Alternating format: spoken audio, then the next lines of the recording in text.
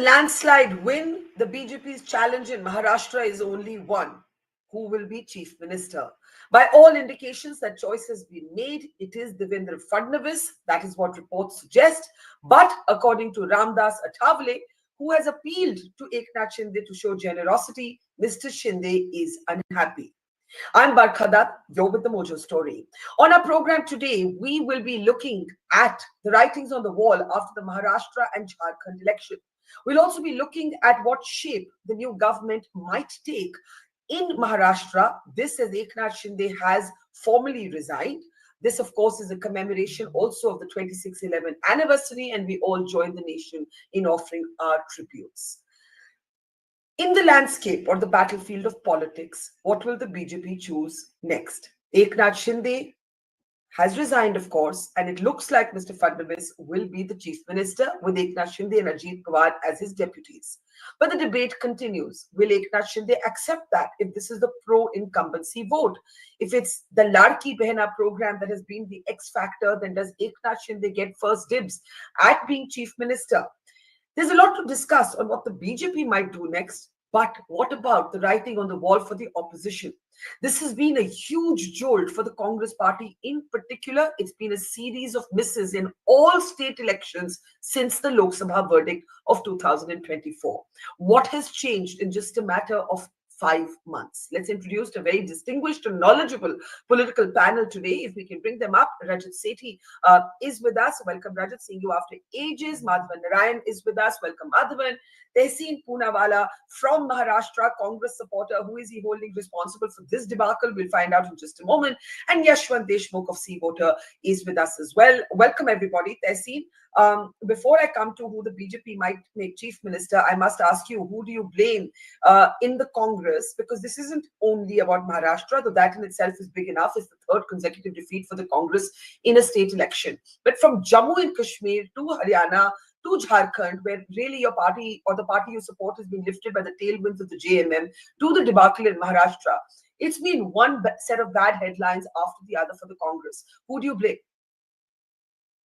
Thank you, Barkha, for having me on the show at the onset. Happy Constitution Day and tributes to all the martyrs of 26/11. You see, the question that you're asking is who do you blame? And it's obviously with who becomes the Chief Minister of Maharashtra, whether it's Fadnavis ji, Eknath Shinde ji, or Ajit Pawar ji. Frankly, who becomes Chief Minister, how does it matter to me? I am not becoming Chief Minister. And I say I mean I'm a Congress supporter, I'm anti, before that's made controversial. So the Congress isn't becoming Chief Minister. So how does it matter who becomes Chief Minister? Ban to wo rahe, na? So I saw the very erudite Sanjay Raut ji, who routed the MBA. And there is a famous saying by Ravi Kishan. It's from Eastern UP, so Yashwant will understand it. I will. Zindagi jandwa fir bhi kamandwa. I mean, it means, and if you translate it in Mumbai language, Raut sahab niche fir bhi tangdi upar, tangdi is leg, fir bhi pair upar. वो कह रहे कि Eknath Shinde has been taught a lesson, Ajit Pawar has been taught a lesson. भैया हमें दाल चावल नहीं मिल रही, उनके घर में बिरयानी पकेगी कि नहीं पकेगी, हम उस पर डिबेट कर रहे हैं. हम भूखे, अवन से मर रहे, हम भूखे हैं, और हम डिबेट कर रहे हैं कि उनके घर पे बिरयानी नहीं बनी. मतलब look at the parallel universe we are living in, and I've said this to you, and I will come back on your show again. Madhav was right. The joke he cracked earlier on me off camera, he's right. There'll be another debacle. I will come back again. We will say the same thing again, and nothing will change. Yashwant said, and he told me, Haryana and Maharashtra looks good for the Congress, but he added a caveat. He said, as long as the Congress doesn't score set votes, it's scored. Throughout the elections, Barkha, and why should I blame only Raut again? Raut cannot be one factor that lost or defeat. Throughout the elections, you're fighting on who will be the Chief Minister. The Shiv Sena UBT, this alliance is such a disaster. It's finished the Congress off in the state the Congress was born in. Now you may argue Lok Sabha, etc., whatever happened. That is a completely different ball game. Shiv Sena UBT had lost its core voters. Its Hindutva voters went with BJP. Its Marathi Manus voters went with Shiv Sena, Eknath Shinde ji. They were banking on the Congress Muslim vote. That's the first factor to it. Secondly, you see, there is one analysis that is very, very wrong that is being done, that Hindutva polarizes. No, Hindutva by itself cannot polarize. If anything, there was more polarization or attempt to polarize in Jharkhand with outsiders, etc. Hemant Soren didn't fall prey to it. What polarizes is a counter-polarization. So there was a Mohtarma and her Shauhar, who went to a Maulana Sahab who is pro-Taliban, who said women should not be educated. Mohtarma Madam made the election all about her, and Shauhar Sahab made it all about himself. Ultimately, it cost the MBA. There was another Maulana Sahab who wanted to do Gazwa Hind. मतलब आपके पैर में चप्पल पहन आप चप्पल ठीक से नहीं पहनते आपको गजवा हिंद करना है उनके उनको जाकर मिले those images have really hurt the MBA. So the counter polarization then worked, and more than butting it or cutting it, the AK to CK worked. You played into the BJP's agenda. I told every single MBA leader, every single leader, not one am I leaving out. Those letters that the ulema had written, please reply to that letter and said, do not vote for us if you're voting on religious lines. Vote for us if you're voting for a party that can make Maharashtra progress. You will win the elections. No, they didn't write that. You are flirting with these people. You knew you would get a little bit So of the Muslim vote. who is to blame?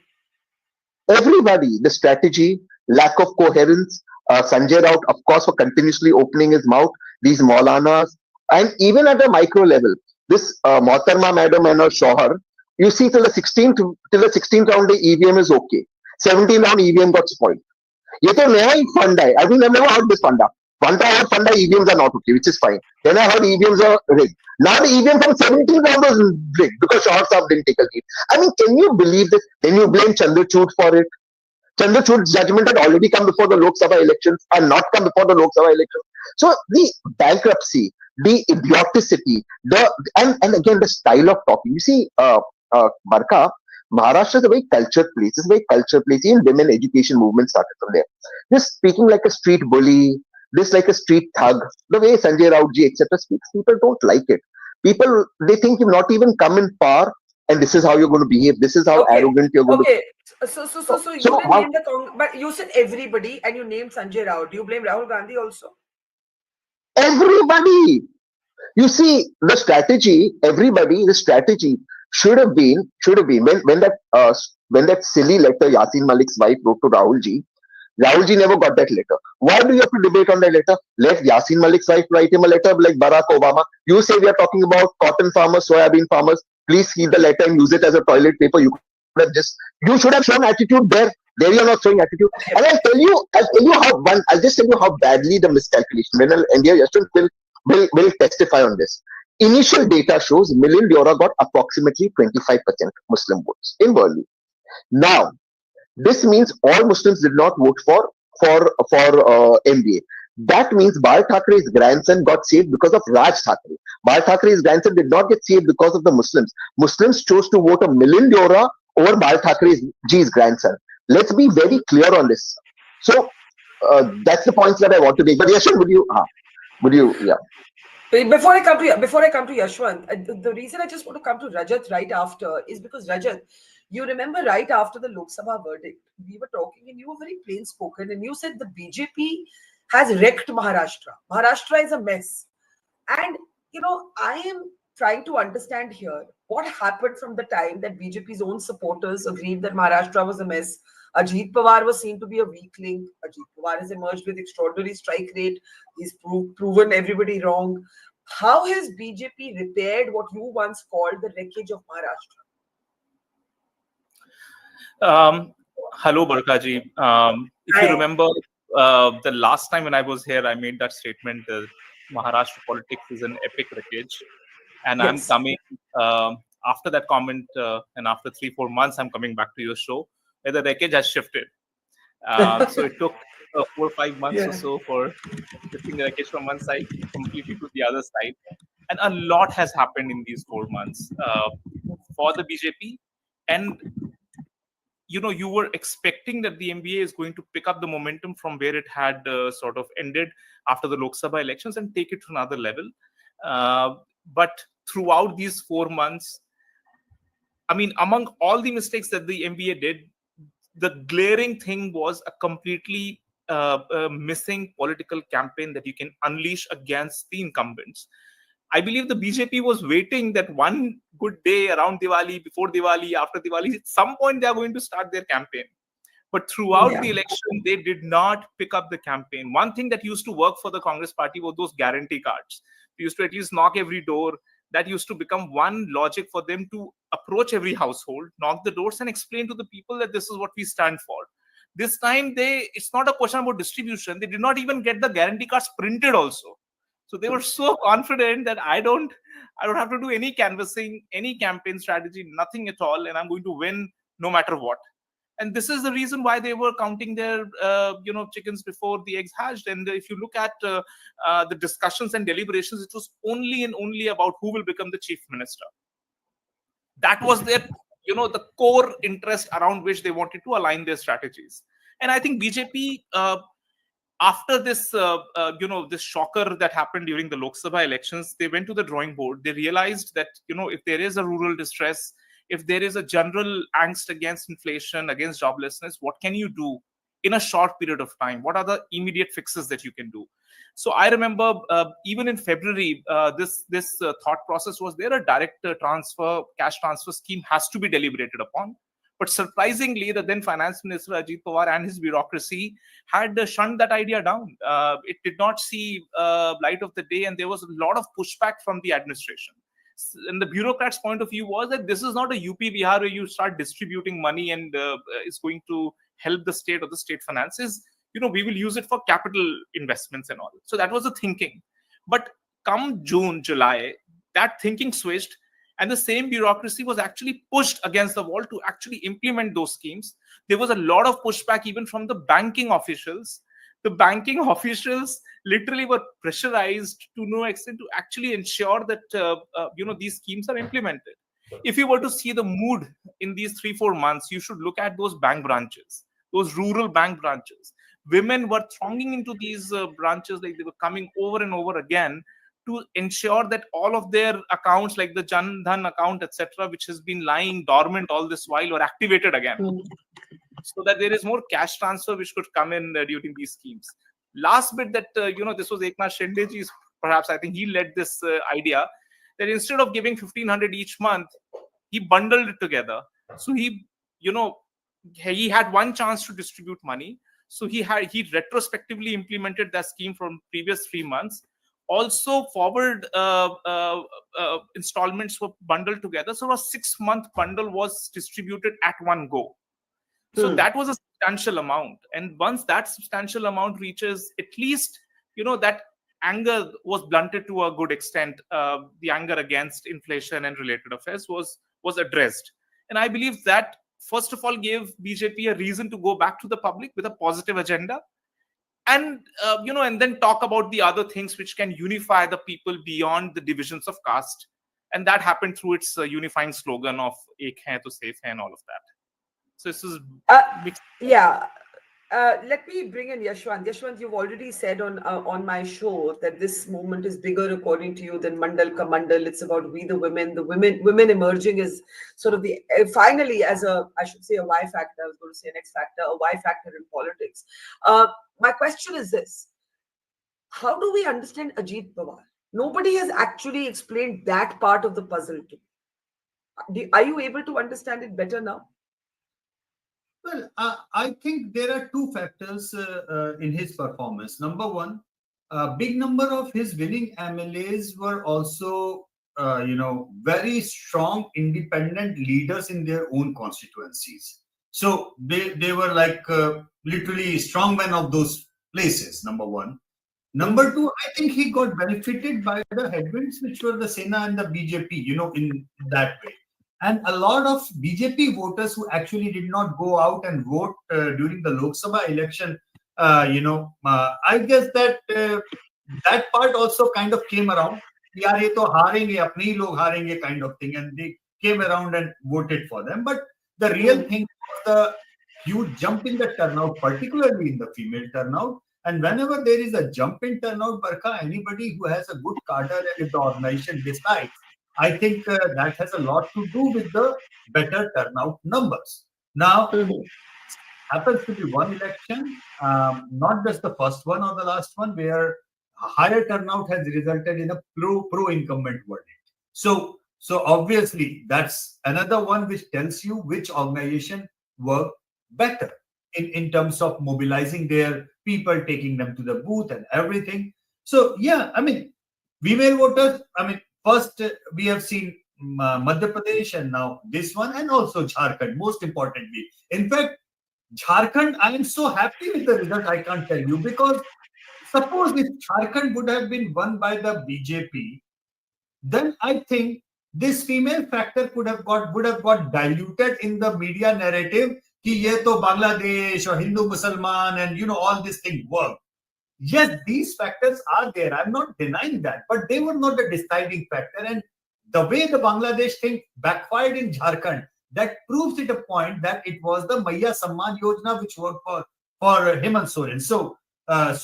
Yeah, I mean the other day when we were talking and I said that this could be bigger than Mandal and Kamandal, and Yeah. and I am still sticking to that point because the way I am now reading and talking to election-bound states, every politician is talking about it, how to move ahead, how to go about this new found discovered vote bank, which actually comes out and votes going beyond the caste and religion lines if you do something for them.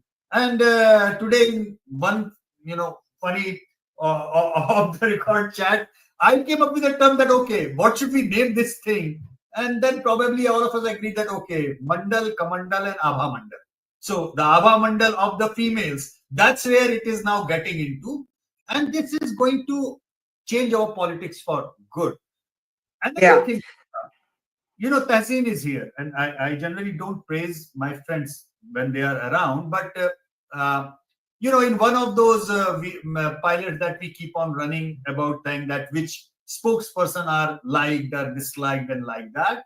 Now, his name was not even there in the Congress official spokesperson list. A lot of verbatims came in, many verbatims came in. And my people said that, okay, I said that, okay, if verbatims are coming in, just do it. It was a pilot to be seen. But I was surprised. I was surprised the way his name was jumping by. And then I started thinking, why we love Tehseen? Why all of us love Tehseen? Or why all of us love somebody even from the right side? Say Rajat is there. You have got right people right now on the panel and other people as well. We like people who make good points without insulting others and who are good in looking within what wrong am I doing or are we doing, right?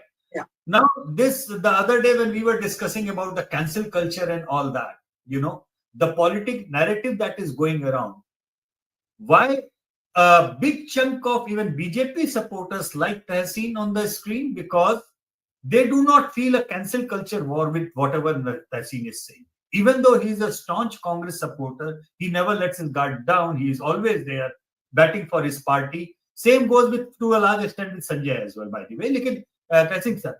So why do the common BJP voters, they feel happy with listening to Tehseen even when he is talking about Congress? Because they feel he is talking sensible. Whatever Tehseen said today, no sensible guy would say, Tehseen kya baat kar rahe ho? Galat baat kar rahe ho. The thing is, this window of communication, which the parties across the spectrum, by the way, are shutting it down by cancelling each other, by not listening to the people who are supporting or voting the other party, that we appreciate your position. And by the way, BJP is equally responsible for this. They have a really intolerable number of spokesperson. Me and Rajat have discussed this on a couple of occasions, how some of the spokesperson, when they arrive on the screen, I feel like BJP ke 10 vote aur kam ho gaya. It happens, Yeah. So this culture thing, somewhere it has to stop. People have to. No, absolutely. Absolutely. I'm so glad you made that point, because that's something we really believe in here. And hence our slogan, na chamcha na morcha. Just, have a civil conversation, be honest, be open, and that's it. I mean, we don't have to have a breakdown of personal equations because we disagree on some issues. Tehseen, before I come to Madhavan, because I know you're a man much in demand and you'll scamper off without warning. What is your one writing on the wall for the Congress part? What is the Congress takeaway? You made general points that everybody got it wrong. There was counter-Hindu polarization, extremist ulemas were being encouraged, etc. I got that. But within the Congress, was it a mistake that Rahul Gandhi did not spend much time in Maharashtra? Was there overconfidence? Has there been complacency since the Lok Sabha elections of 2024. What are you saying to the party you support?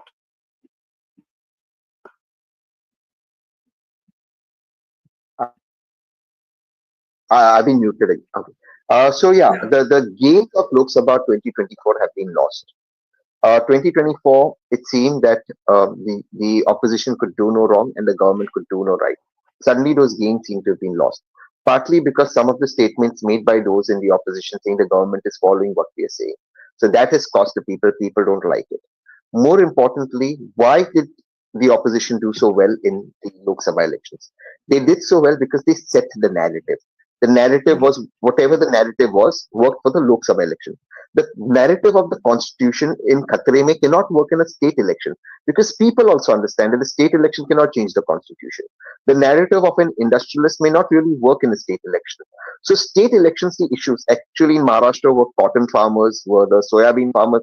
None of those issues were taken up, number one. Even when they were taken up peripherally, the people didn't have a solution. So to give you an example, to counter the Y factor or the scheme that Yashwant spoke about, the Maji Ladki Bahina scheme, the Congress had a Mahalakshmi scheme where they were giving 3,000 rupees. But that was a promise versus what was already being delivered. As Rajat said, it was delivered in advance and that Mhm. money was already in hand during Diwali. So people knew it. This particular scheme wasn't even publicized to the extent that when I went down to Pune to vote and I told my mom, and my mom said, "Oh, all our staff is voting because the women staff have got that money." I told her, "But Congress is offering 3,000." My mom, who's continuously watching television, watching either Shehzad or me, and is politically aware, didn't know the Congress scheme. So Rajat is right. The Congress scheme was not publicized that they would give 3,000 rupees. Third, for every polarization, there will be a counter-polarization. Polarization, be it in Haryana, which was on caste lines, where you thought one a caste was winning, or be it in Mhm. Maharashtra, where it was on religious lines. And the same thing happened in Haryana and in Maharashtra. The same in Haryana, a particular caste group, the chatter became, it created insecurity amongst others. In Maharashtra, it created insecurity amongst, particularly with the images of those Maulanas, because imaging is very powerful. At least in Haryana, there was no imaging. So it created even more counter polarization. These should have been stopped. But nothing's going to change. I'll tell you why. For two reasons, nothing's going to change. I will come back after Delhi. We'll say it and I'll say the same points. You might as well take an AI version of me and put it up because the same people were responsible. The same people were responsible for getting Congress to zero in Haryana, defeating it in These Punjab, were people, responsible bhai, in Haryana. who They are are the they? same people who make the report. Yashwant won't get a Who? report. You won't get a report. जो भी है नाम उनका नाम, लीजिए, नाम जी they, लीजिए, नाम no लीजिए. reports will come. No reports will come. They were the same people responsible in Maharashtra. All I'm saying is the Congress misses an Ahmed Patel. The Congress really misses an Ahmed Patel. It's the same thing, the same mistakes, and they're the same people. They will not learn. I just one simple thing. The chief monk of the in Bangladesh yesterday was illegally detained. Has the Congress even released a press release till now? I mean, what are we doing? I am all. I actually am for Gaza. I think what Israel is doing is barbaric. Young kids are dying. I think it's stupid. I think you have to stand up for innocent kids. But why are we not doing it in Bangladesh? I just don't get it. Even if you don't do it out of empathy, can we do it out of politics? And it makes me sound terrible, but at least do it for politics. Do it. वो अब तक नहीं किए. When this is an issue, even if you look at it politically, you can corner the government that Bangladesh is our neighborhood, we are doing nothing. You still don't want to do it. So I am just saying that the idea is lost, and it seems very difficult for it to come. The Prime Minister made one line in Parliament: "आपके पैरों के नीचे जमीन नहीं है, पर खुदा की कसम आपको इस पे यकीन नहीं." It's the truth. He spoke the truth, and it hurts me. Yeah. More questions for you, but Madhavan, do go ahead. It's quite fascinating. You see, it isn't only about Maharashtra. In Jammu and Kashmir, the Congress did not pull its weight in Jammu. In Haryana, I think Tehseen's already spoken about the perception that this was all about one family and by extension, one caste. JMM, it's been lifted by the Jharkhand Mukti Morcha. A very spirited fight by Kalpana Soren. I think we must give her that credit. And Maharashtra, Eknath Shinde definitely emerged, not to take away anything from the BJP, but he managed to emerge as a legitimate inheritor of Bala Sahib instead of an interloper who had split the Shiv Sena. Absolutely. Go ahead. Yeah. What now? Yeah, Barkha, let me, it's in a mood for civilized conversation and hopefully with some humor. So we had Tehseen beginning by saying, Zindagi Jandwa Fir Bhi Gamandwa. And let me begin by saying an American saying that if two people are agreeing all this time, one of them is useless. And if they disagree all the time, both of them are useless. So actually, I'm in danger of being called a fool or useless because I do agree with all the three panelists because facts are something you cannot Yeah. disagree with. But we can disagree on Correct. Yeah. interpretations and scenarios. And I would like to disagree at least to keep the momentum of a meaningful analysis going. And let me begin by saying that, you know, uh, much as I agree with Tehseen in her own way, look at Congress strategy. You know, that reminds me of another joke. You know, Adam asks Eve, "Do you love me?" And Eve says, "Who else is there?" So, given BJP's strength, given given the organ, given the That's or funny. given the organizational muscle of the RSS, given the excellent administrative track record of Eknath Shinde, all Yeah. three put together, Congress had to put its best foot forward, and they thought that going with the UBT Thackeray group and Sharad Pawar was a right strategy. Now, I have a quibble saying that they should have brought in Prakash Ambedkar and taken more aggressively the Dalit active consciousness, which is actually Maharashtra is the birthplace of Dalit consciousness in India. Jyotiba Phule is from there, Ambedkar is from there. So you cannot ignore the Dalit factor. They were glossing over it. This is, in my opinion, a bigger error than the other things which will follow in my analysis. Sharad Pawar was gracious enough. Uddhav Thackeray was gracious enough after the defeat. Uddhav Thackeray said it's a tsunami, oh, give up. Okay. And Sharad Pawar said it's Ladki Behan that did us in, and he was on record on this. We all have discussed this beautifully. Yeah. Both Rajat and Yashwant said that. But having said that, let me give credit to Eknath Shinde for his leadership, and that is going to be, I said this before the election, whoever wins, there Yeah. will be coalition issues. And we have already seen some of that happening over the past 24 hours. And that is something I would watch out for. And Right. I think it's very important to understand the Shinde factor. Let me, in my own style, always draw an analogy with the cricket team of India. Jasprit Bumrah performed in Perth and Eknath Shinde performed in Maharashtra with remarkable similarities. You know, after the Lok Sabha elections, we thought everything was lost for Mahayuti. And after the first innings at Perth, we thought India was going to do badly. And Jasprit showed personal form as well as leadership, which is very strikingly similar to Eknath Shinde. Now, but this is where some of the, I don't want to completely write off the Congress and all that. You never Mm. say never in politics anyway. But let me, I have a nice way of another, I'm in a humorous mood, but with deep analysis. Sanjay Leela Bansali made this film called Bajirao Mastani. So I think Sharad, with the Maratha agitation, which was considered to be a shadow play for Sharad Pawar by Manoj Yeah.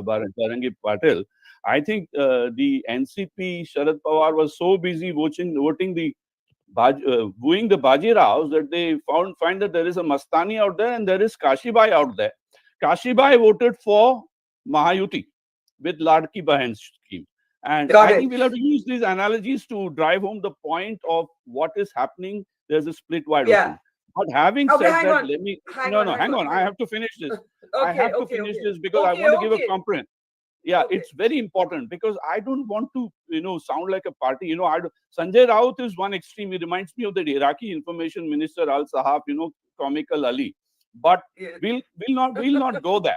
What I'm going to do is to have a patient analysis, which is what actually I'm behind all my humor. There's a lot of seriousness in this.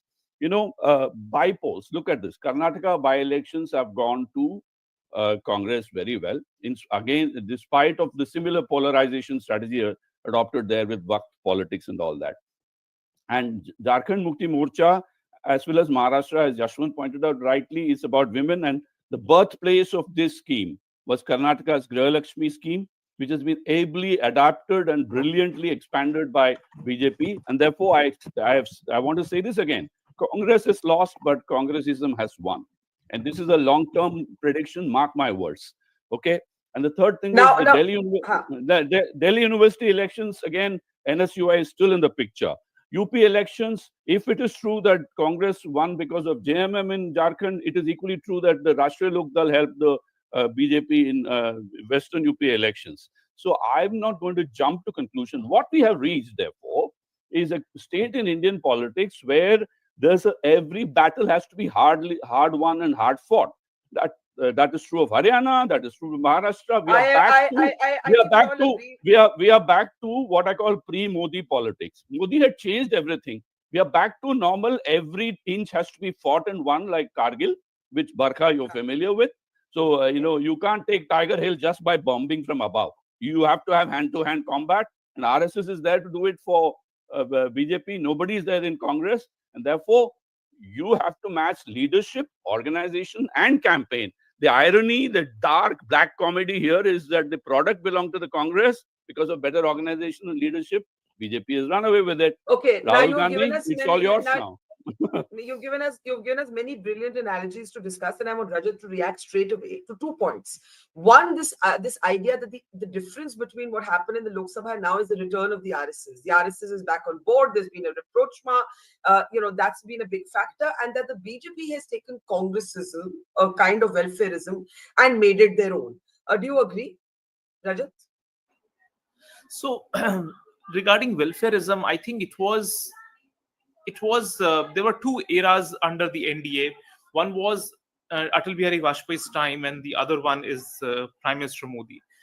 The keen difference that I have observed is that BJP inherently has been very good in its capital expense, looking at the big picture, looking at the greater bang for the buck. So they do really good work in infrastructure building, ensuring the futuristic visions are brought in, and expenditures for the future agenda items are earmarked.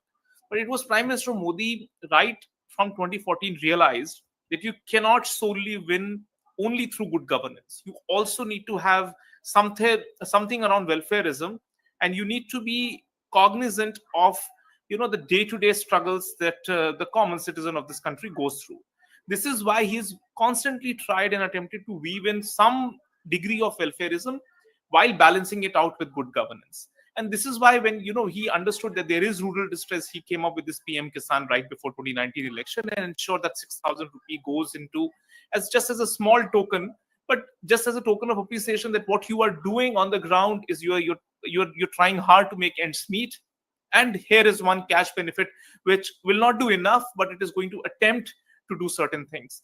And I believe that in 2024 also I said that Prime Minister Modi is going to go back to the welfarist drawing board and come out with Subsidy 2.0, National Subsidy 2.0, wherein he will look at attempting greater cash transfers right at the central level, not keep it at the states, because states are bleeding. Most of our states are bankrupt. They do not have adequate finances to actually heavy lift all of these schemes. Today, Maharashtra is doing this. Tamil Nadu, let me tell you, I have been in Tamil Nadu for almost 2 months. I know the amount of struggle a state like Tamil Nadu is facing to give 1,000 rupees a month on a sustainable basis. They've been doing it for the past 3.5 years, but they're finding it very hard to continue. So the fiscal elbow room with the state is very less.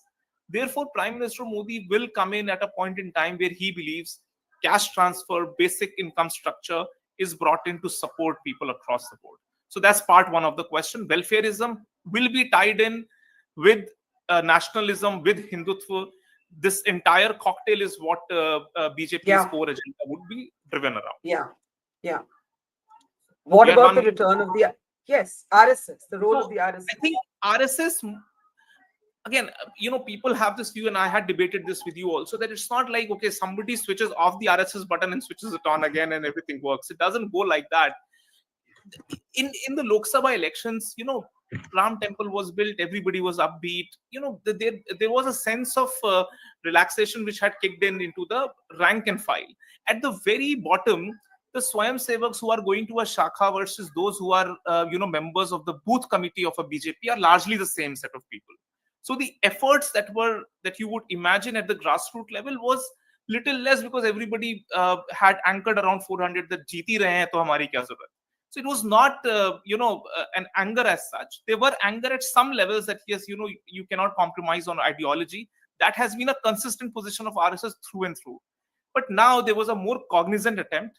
Atul Limaiji was there. He was leading the efforts in Maharashtra this time, and he ensured that all the messaging that has to be done, all the door-to-door campaigns are effectively done by the Swayamsevaks also. So I Yeah. believe it was their efforts. They knocked every door. They spoke to the woman of the household. They asked, are you getting the Ladki Behan scheme benefits or not? If you're not getting it, I will fill the forms for you and ensure that you get the benefits. So this work was done, and not just the RSS. It was if you look at the thanks speech from Devendra Fadnavis, he was thanking the Varkaris also. He was thanking the Kirtankaris also. All of these people who helped carry the message of the UT to the grassroots. It were these Absolutely. added organizations, all of them coming together, better scheme, better talking points, better agenda setting, and a simplicity in its message that ultimately trickled really well. On the contrary, MBA did not had a singular message, and it was too complex for people to understand. Yashwant, here's the question for you. How complicated is the BJP's handling of the coalition going to be? Madhavan says there will be issues. In the interest of time, I'm not playing out his statement, but Ramdas Athavale came on record today to say that, you see, Fadnavis has been decided. The BJP wants Devendra Fadnavis to be chief minister, but Eknath Shinde is upset. His being upset has to be addressed, but he should show magnanimity. He's already been chief minister now for some time. Now it's Fadnavis' turn. Is this going to be a challenge? Unlikely. I mean, they have everything stacked up in their corner. And to be fair to Fadnavis, he was magnanimous and graceful enough to play the role of number 2 for so long, even though his party was number 1. And now with these kind of numbers, unless, in Bihar, BJP has to give some political messaging of sort while keeping Nitish intact and like that, that could be a different thing. But with these kind of numbers, I think it is fair and square that, he shows the same grace to Fadnavis, what Fadnavis kind of shown to him, the kind of camaraderie. It's his term and his time now. So I really don't think it's a problem, because they also are having a power in the center. Many a time, these kind of equations, when something doesn't work out in state, people are pulled out in the center. Those kind of things are done. But as far as Maharashtra right now is concerned, I think it should not be a big deal. I mean, honestly, not a big deal. And you want to respond to Madhavan's point, and then we'll give Madhavan a quick closing word, that we are back to pre-Modi politics. Now, this is the subject of big debate, right? That the BJP did not deploy the Prime Minister to the same degree in this assembly election and even in Haryana. What do we read? What do we read from that? Well, Veer said this in his column yesterday. I was reading. It was a brilliantly summed up thing that, this is obviously the first big election as such in a post-Modi era. If you are calling it or treating it as a post-Modi era, even though I don't really think it is still any post-Modi era. But you see, the way they are planning for the future, that is incredible. Number one. Number two, it's like a total football. It's, or even in the cricket analogy, sometimes you need a pinch hitter to open the innings. So if a person like Modi, who arguably in the last few decades has been the most popular neta in India, over the salt, and if he doesn't have an ego problem in taking a backseat in order. If he says that, okay, putting these people in the front is winning us the election, go ahead and do it. If he doesn't have that kind of ego, and if he has that kind of flexibility or pragmatic politics in him, what stops the opposition from doing that? It's all about elections are contested to be won. Everybody contests in order to win. And they realize there is an overexposure of sort, and the brand is getting diluted because of multiple reasons. They decided to keep their brand intact, a brand of their biggest asset intact. And they decided whatever is the winning combination, let's go ahead with that dude. So it's pragmatic. I totally agree, with this particular line that this, and actually, Tehseen is no more there right now, but I would, we actually discussed this, after Haryana, that if they are winning without Modi, that should be actually even even scarier proposition for Absolutely. the opposition to think about. Abs- Because for the last 10 yeah. years, we have been only thinking about, oh, ये तो मोदी के कारण जीत रहे हैं, जिस दिन मोदी नहीं रहेगा तब देखेंगे क्या होगा. Yeah. It's like they are rubbing it in कि बॉस देखो मोदी नहीं गया, अभी भी देख लो क्या हुआ. So I think all said and done, fundamentals are to be learned by the opposition from the opposition leaders who are winning against the BJP. And I think we know for sure in the last 10 years, we have more than enough examples of big number of regional players who have defeated the BJP left, right and center. And even in Jharkhand, a person from went to the jail and look at the outcome, how he has successfully run the campaign. So I think there is so much to learn out there within their own rank and file. They do not even need to look at the BJP while BJP is winning, provided they are open to learn. But what I'm learning today, that if they are going to blame the EVM and take a Bharat entire all India yatra, I don't know how Stalin is going to join that yatra against the EVM because he won on EVM. What will Arvind Kejriwal do? What will Mamata Banerjee do? What will even for that matter, I would love to see what Siddaramaiah and DK Shivakumar would do against the EVM because they have won fair and square already. Yeah, this election denialism is a plague that India has been free from, and we should leave it to the Americans and not get infected by that plague. I very strongly feel that. Madhavan, very quickly, if the BJP is winning without Modi front and center of campaigns, the opposition has a bigger problem than it did with Modi at the epicenter. Because with Prime Minister Modi, they could think, चलिए एक term हो गया, 2 term हो गया, 3 term हो गया, उसके बाद कोई और आएगा, उसके बाद हमारा बारी आएगा. Now, if BJP can win without Modi, there's a bigger problem for the Congress and other, in particular for the Congress actually. Because as Yashwant said, regional parties with hunger do defeat the BJP. Absolutely. I think we cannot just be talking about facts, although they are excellently analyzed by everyone. I think let me say 2-3 things. In the US, they say a week is a long time in politics. We are having a fluid situation where Priyanka Gandhi is entering parliament. Donald Trump is going to take over in America. China angle is coming in. And then farmers' issue, in my opinion, is not settled across the country. But let me first take a deep breath and take a drone's eye view of this.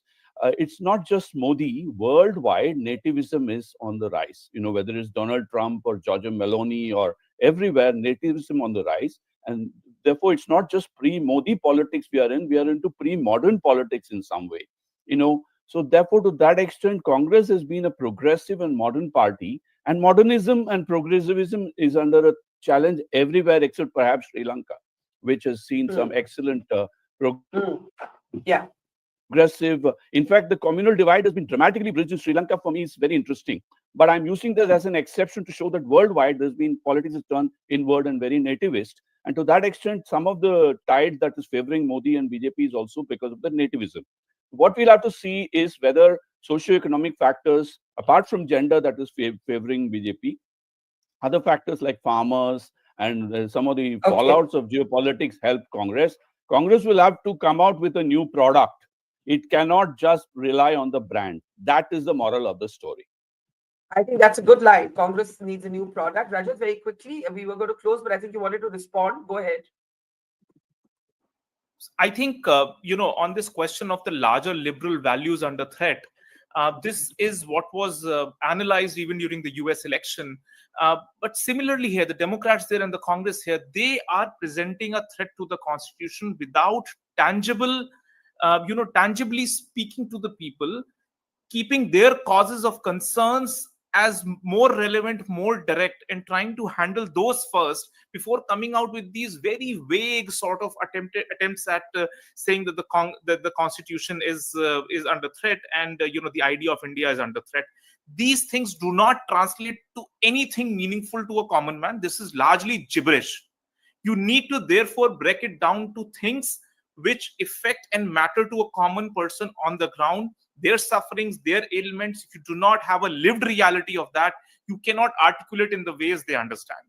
You started touching the surface on it during the 2024 elections, that you were not able to materialize those gains to build up the momentum anywhere in these entire cycle of 2024 elections, state elections. Let me tell you with this final thing, BJP was down and out in June. There is no doubt about that. The morale of the cadre was down.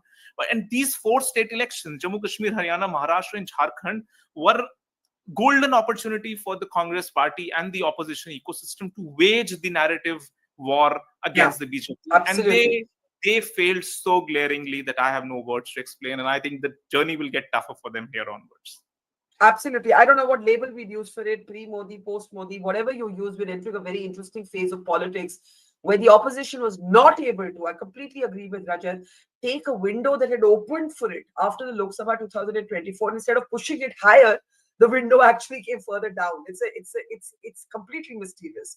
To the extent to which the Congress appears to have bungled its running of campaigns with esoteric issues that don't translate into the everyday lives of people.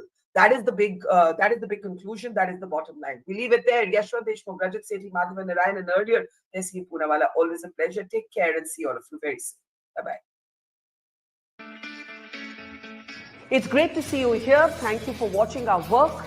If you haven't subscribed yet, don't forget to click the bell icon and subscribe to Mojo Story and support independent, robust journalism.